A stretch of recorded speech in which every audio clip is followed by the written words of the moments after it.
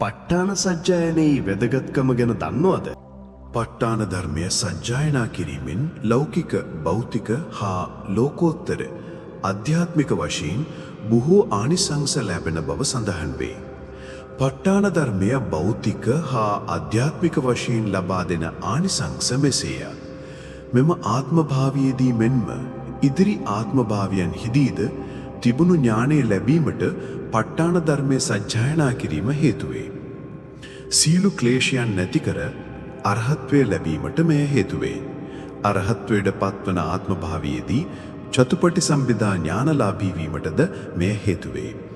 පසේ බුදු හිමියන් සහ සම්මා සම්බුදු හිමියන් බුද්ධත්වයට පත්වීම සඳහා සම්්‍යක් සම්බෝධියට පත්වීම සඳහා සම්මර්ෂණය කළ ධර්මය වන්නේද හේතුඵල ධර්මය වන ප ဋ ාණ ධර්මයයි. බොහෝ දෙනෙකුට අරහත්වය ලැබීමට මඟ පෑදී ඇත්තේද මෙම ප ဋ ාණ ධර්මය නිසා බව සඳහන් වේ. භෞතික හා ලෞකික වශයෙන් ලැබෙන ආනිසංස මෙසේය.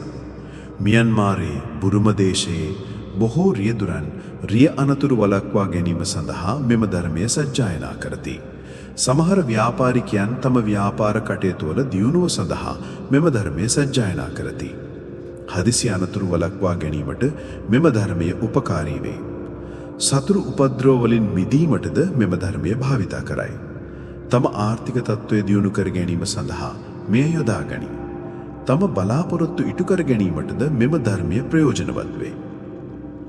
දෙවියන්ගේ ආරක්ෂාව ලබා ගැනීම සඳහාද බොහෝ දෙනා මෙම ධර්මය භාවිතා කරති.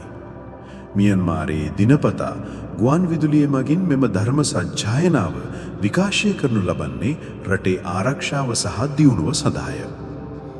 සූත්‍රයට සමන් දීමට අපගේ YouTube channel එක වෙත පිවිසෙන්න. මෙවන් වැදගත් වන කරුණු රැසක් ඔබ වෙත ගෙන එන්නම්. අප channel එක subscribe කර තබා